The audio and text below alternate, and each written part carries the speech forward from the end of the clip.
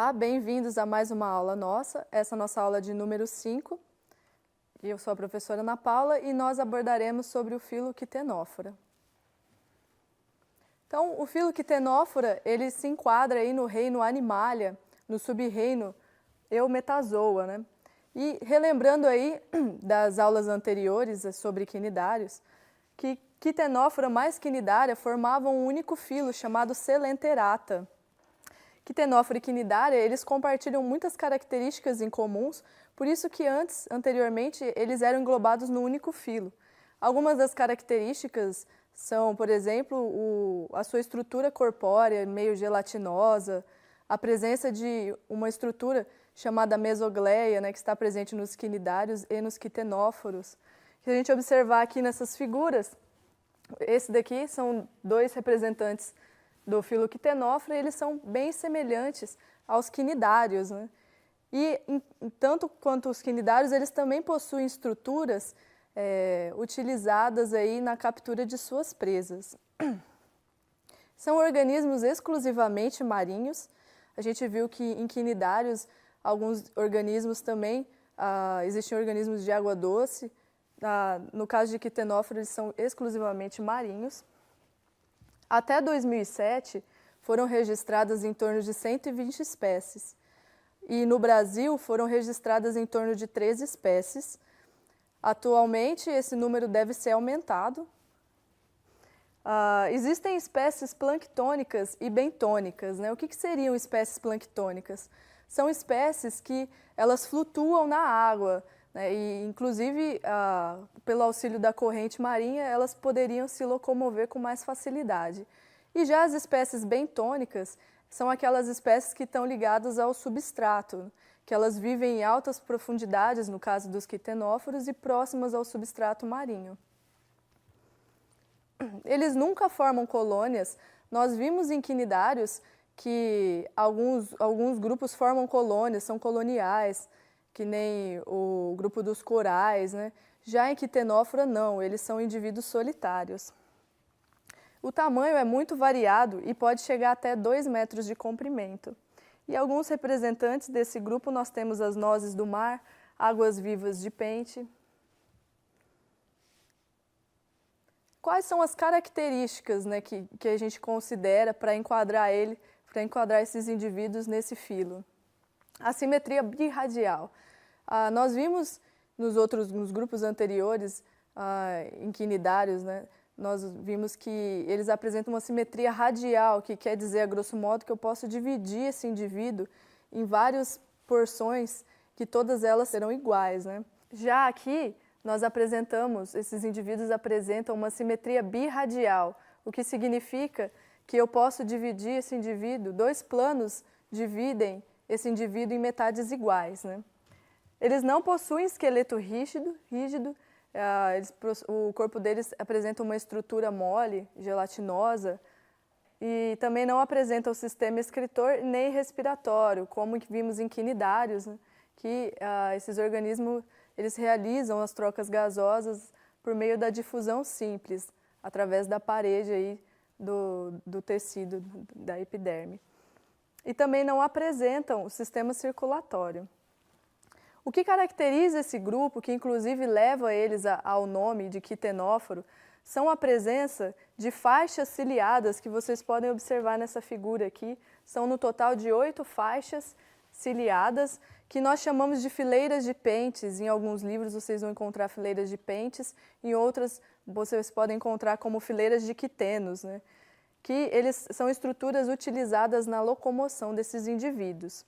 E daí que surge o nome, que deriva do grego, né? Quitenes, que significa pente, e ofora, que significa transporte. Ou seja, esses indivíduos eles se locomovem através dos batimentos, né, desses cílios.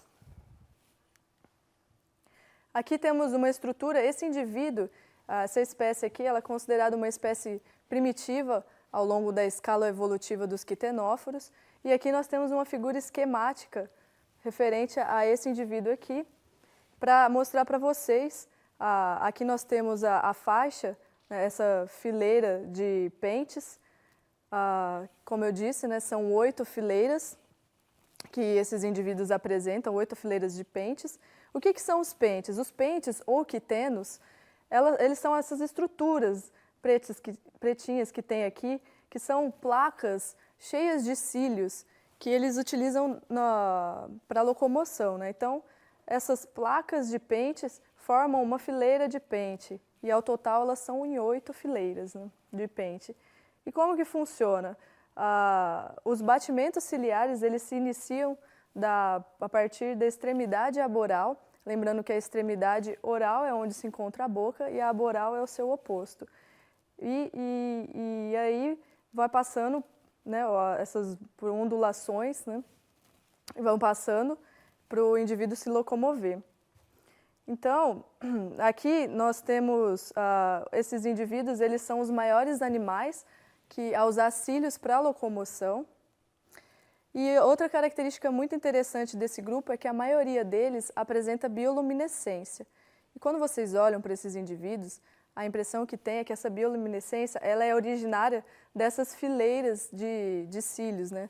Essas fileiras de pentes ou fileiras de quitenos. Mas, na realidade, essa bioluminescência é devido à presença de fotócitos que se encontram na parede do canal digestivo, que está muito próximo a essas fileiras. E aqui nós temos a estrutura, são os tentáculos, que eles utilizam para pegar as suas presas, né? E na epiderme desses tentáculos existem estruturas chamadas de coloblastos, que elas auxiliam na captura de presa. Nós vimos que em quinidários eles também apresentam uma estrutura chamada nematocisto. Aqui nós temos o coloblasto. E como seria a estrutura de um coloblasto? Aqui nós podemos observar, esse aqui é a estrutura de um coloblasto. A extremidade do coloblasto, ela fica fixa na mesogleia, né? Ela faz uma sinapse com uma célula nervosa. E nós apresentamos, dentro dessa estrutura, existem um cordão helicoide, chamado cordão helicoide, que ele enrola-se ao redor de uma célula, e a partir dele surgem essas fibras radiantes. Essas fibras irradiantes, na porção final delas, vocês encontram grânulos. E nesses grânulos são produzidas as substâncias adesivas que vão auxiliar aí na captura de presa. Então, lembrando que esse coloblasto ele está ao longo de todo o tentáculo desse organismo. Existem vários coloblastos nesses tentáculos. E quando esse tentáculo ele entra em contato com a presa, ocorre a liberação pelos grânulos dessa substância adesiva para auxiliar na captura dessa presa. Então, a captura dessas presas, né, com auxílio desses coloblastos. Esses indivíduos, eles são, em sua maioria, são predadores.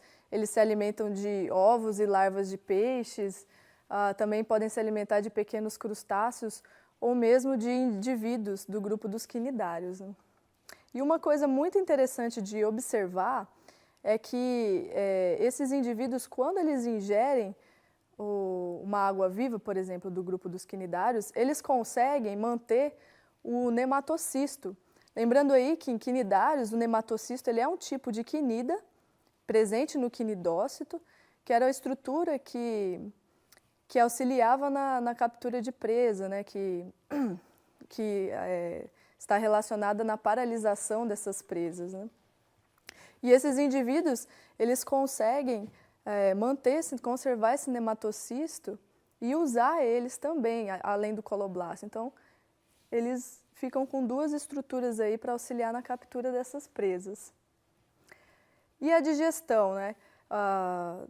Esses indivíduos eles usam os tentáculos, que estão cheios de coloblastos e vão capturar essa presa. E eles podem até rotacionar o seu corpo de maneira a ficar mais próximo, que a boca fique mais próximo de suas presas. E assim eles conseguem ingerir suas presas E a digestão, ela pode ser tanto intracelular quanto extracelular, né? Intracelular, lembrando, dentro da célula, e extracelular na cavidade desses indivíduos.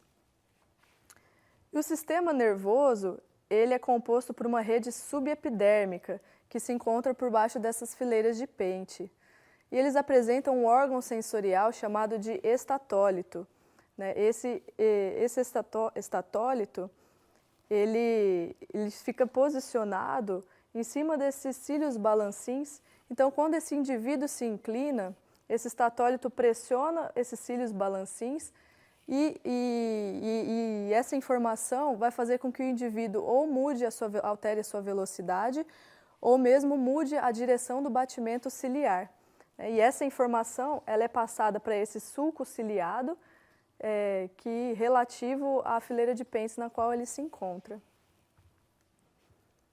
E a reprodução. Em relação à reprodução, a maioria é hermafrodita, ou seja, a maioria dos indivíduos apresentam os dois sexos. Algumas espécies são bentônicas e podem apresentar protandria, lembrando aí, os organismos bentônicos são aqueles que estão próximos ao substrato aquático, no caso. E podem apresentar protandria, que significa que ocorre o amadurecimento do órgão reprodutivo masculino primeiro do que o feminino. Diferente de quinidários, o grupo dos quitenóforos não realiza metagênese. Lembrando aí, metagênese é alternância de geração, onde você em um mesmo indivíduo encontra os dois tipos de reprodução, tanto sexuada quanto assexuada. Eles não realizam metagênese. Não há indivíduos sesses, que nós vimos em quinidários, que haviam muitos indivíduos das formas polipóides, né, que são indivíduos fixos, fixam no substrato. Em quitenóforo não se encontra esse tipo de indivíduos, a maioria deles são indivíduos livre-nadantes, que se assemelham às formas medusoides dos quinidários. E a reprodução pode ser sexuada, quando ela é sexuada a fecundação é externa, e as larvas elas são chamadas de cidipídeas, são larvas livre-nadantes. E a assexuada, a mais comum, é por fissão do corpo parental, semelhante ao que ocorria em quinidários. E um problema muito interessante é que esse grupo, apesar de não ser popularmente conhecido, mas ele pode trazer aí sérios problemas econômicos. E eu trouxe um exemplo aqui para mostrar para vocês, né? Relembrando aí que os quitenóforos eles são indivíduos predadores, que podem se alimentar de águas-vivas, ovos e larvas de peixes. E o que aconteceu? Na década de 80, na região do Mar Negro, houve uma introdução acidental dessa espécie aqui de quitenóforo, Mnemiopsis leidi. E o que aconteceu? Acidentalmente, essa espécie apareceu num local onde havia uma abundância muito grande de ovos e larvas de peixes, que para aquela região era de extrema importância econômica. E ele chegou num local onde não havia competição e alimento em abundância, esse organismo se proliferou e começou a causar sérios prejuízos econômicos para os pescadores ali da região que viviam dessas espécies de peixe da pesca. E aqui eu trouxe uma figura para esquematizar, para explicar como que funciona essa contaminação através da água de lastro. Aqui nós temos uma figura mostrando o lastro, o tanque de lastro é um compartimento que existe abaixo do compartimento de cargas de um navio. Então, quando o navio ele está sem carga, esse lastro ele é enchido com água. E quando ele enche com água, pode ser que venham vários organismos presentes na água que fiquem presos aí nesse tanque de lastro. E o que acontece? Quando ele chega no seu local de destino, a recomendação, né, existem normas de segurança que esses navios devem algumas milhas antes de chegar no seu destino, eles devem jogar essa água de lastro fora e renovar essa água de lastro para evitar a contaminação, para evitar que as espécies que estejam presentes dentro desse lastro que provavelmente exista alguma espécie, para evitar que ela se contamine e ela vá para uma região de onde ela não existe, não habita. E o que provavelmente aconteceu? Esse navio provavelmente não seguiu a norma de segurança e quando ele chegou no seu local de destino, ele escoou toda a água de lastro, já quando atracado, e junto com essa água de lastro, foram também bioinvasores, no caso aqui desse quitenóforo, que muito provável esse quitenóforo estava presente nessa água de lastro, e esse quitenóforo foi também liberado junto com a água de lastro no mar e começou a se proliferar, encontrou alimento em abundância, começou a se proliferar e houve aí a contaminação, né? O navio partiu de um local de onde esse quitenóforo se originava, chegou em um local onde não havia essa espécie desse indivíduo e esse indivíduo se adaptou bem àquela condição, àquele local e começou a se proliferar, causando aí danos econômicos, né? Prejuízos econômicos devido à predação de ovos e larvas de peixes, inclusive até de plânctons, né? Que eram os alimentos desses peixes. E a solução é muito interessante porque a solução para controlar esse quitenóforo também partiu de uma introdução acidental de uma espécie chamada Beroia ovata. Provavelmente, da mesma forma que a espécie anterior foi introduzida e causando prejuízos, essa espécie também deve ter seguido da mesma forma, né, por meio da água de lastro. Só que a fonte principal de alimento dessa espécie eram os quitenóforos que estavam causando prejuízo por se alimentar das populações de peixes de importância econômica.